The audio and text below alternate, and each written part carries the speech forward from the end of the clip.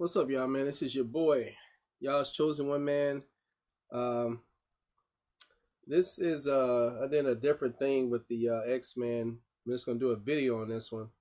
The last part was part 15. That was parallel to Jasher chapter 41. Um, Jasher chapter 41, and Jasher chapter 40. I'm sorry, Jasher chapter 40, and we see that and it ends with the kings, these Canaanite kings coming to make peace with um, the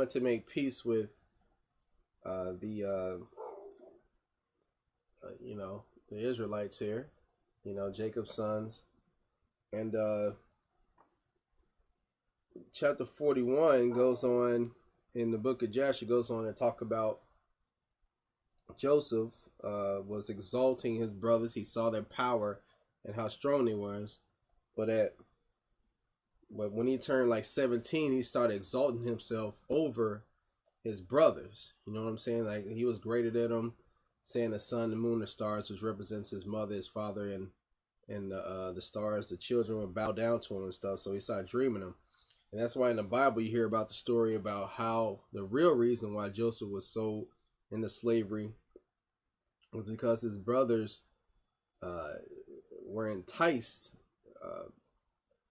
They had this wrath about it. Here's a younger son, and he's talking that he's gonna be greater than them.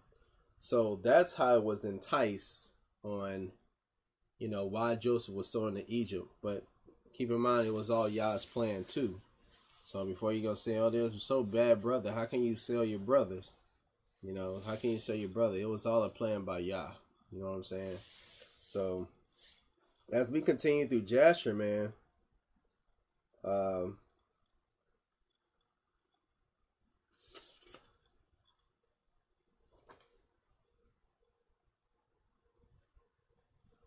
right, so we continue in Jasher, and the Midianites came and they bought Joseph from some Ishmaelites, and you know how the whole story goes. He got sold, but the one part in Jasher chapter 42 verse 9, it says, "And the Midianites answered and said to the sons of Jacob, Is this your servant, or does this man attend you? Peradventure you are all his servants, for he is more comely and well favored than any of you. And why do you all speak falsely unto us?" So obviously we know Joseph was a good looking guy, and these Midianites were saying, that they don't even know Joseph, but they think that he's a king over them.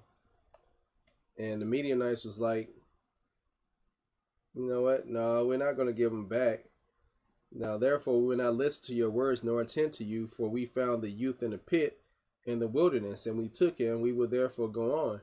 So that's what happened. They threw Joseph in a pit with all these serpents and scorpions and whatever down there. And these Midianites would pass through. Joseph was trying to call up to his brothers to tell them to get him out the pit. And, he was found with like butterflies and birds and stuff on him. It was weird.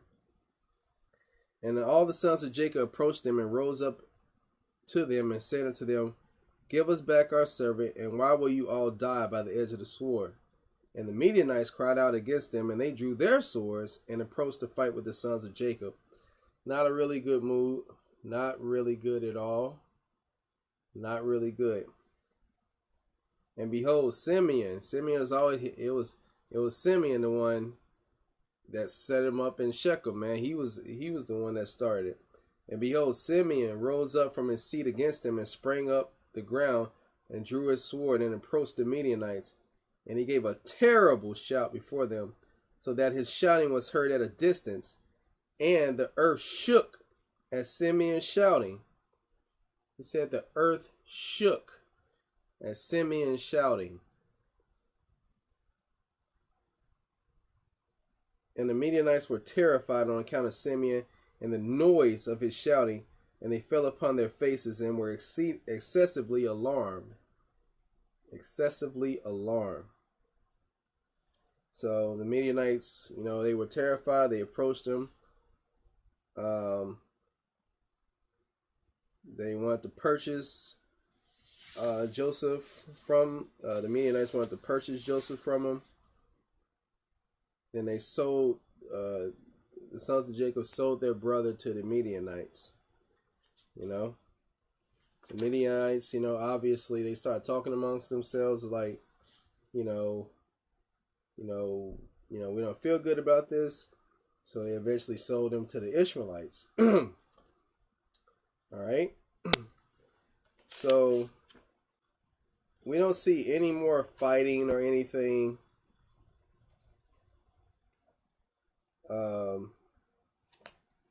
Until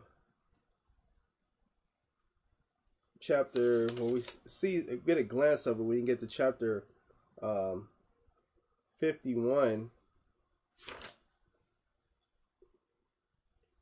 And it's just a passage here in Jasher chapter 51, verse 6.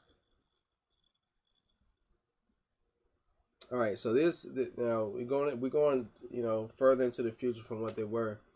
So it was reading, and whilst the sons of Jacob were going on the road, they're going to make their way to Egypt. Remember, it's a famine in the land, and they're making their way to Egypt to buy some corn from Joseph in Egypt because the whole earth was in a famine.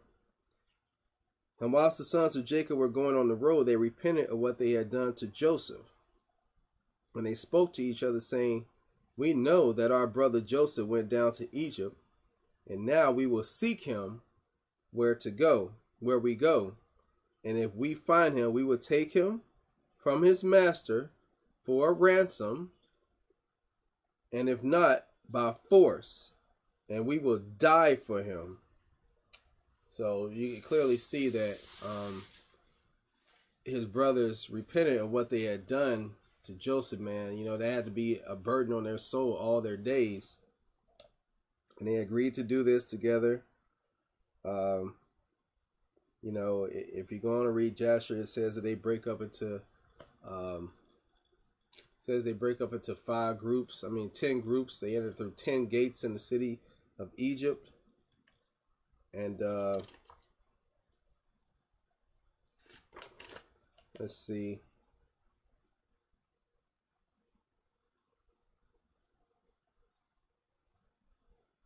All right. And then it goes on to all right, so they eventually are caught in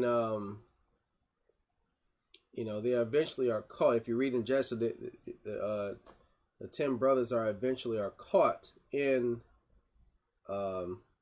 inside these harlots' house because they thought Joseph was a comely appearance and good looking guy. Where would he be? Oh, in a harlot's house. So they was caught looking for him in a harlot's house, and they was brought by Joseph's men in front of Joseph, and Joseph was interrogating them, saying that they spies and everything, being kind of rough with them and harsh.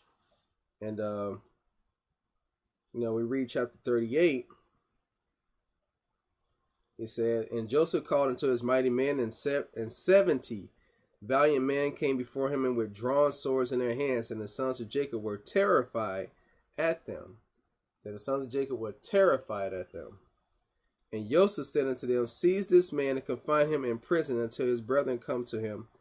And Joseph's valiant men hastened, and they all laid hold of Simeon to bind him," the same Simeon that destroyed Shechem. Remember? "And Simeon gave a loud and terrible shriek, and the cry was heard at a distance." This is Simeon again. He is strong. "And all the valiant men of Joseph were terrified at the sound of the shriek, and they fell upon their faces, and they were greatly afraid and fled.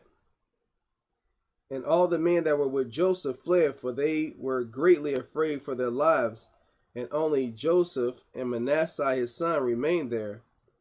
And Mannaseh, the son of Joseph, saw the strength of Simeon, and he was exceedingly wroth. Now, normally, when we have our Hebrews getting angry, the people that they're going against will run. This made Mannaseh mad, even more angry. And Mannaseh, the son of Joseph, rose up to Simeon, and Mannaseh smote Simeon a heavy blow with his fist against the back of his neck, and Simeon was stilled of his rage. So Mannaseh went boom, knocked Simeon on the back of his neck.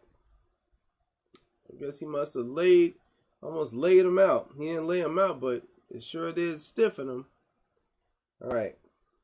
And Mannaseh laid hold of Simeon, and he seized him violently, and he bound him and brought him into the house of confinement. And all the sons of Jacob were astonished at the act of the youth. It's like, man, we Hebrews, man, this doesn't happen to us, man. We took out we took out whole cities. This one guy is going to do this? And Simeon said unto his brethren, none of you must say that this is the smiting of an Egyptian, but it is the smiting of the house of my father. All right, so we see here that Mannaseh has the same power. It's a Hebrew. We definitely know that it's a Hebrew. None of you may say that this is the smiting of an Egyptian, because if it was a regular Egyptian, they wouldn't have power over him. Somehow these brothers have power. Mannaseh has the power because he is a Hebrew as well, and that stuck out. That stuck out a lot. All right, we're gonna stop right there. That was pretty cool. I enjoyed that. That was a good chapter, and we see even in the bloodline of all Jacob's sons, they have this power. All right, hope you enjoyed that. It's your boy, Yah's Chosen One. Shalom.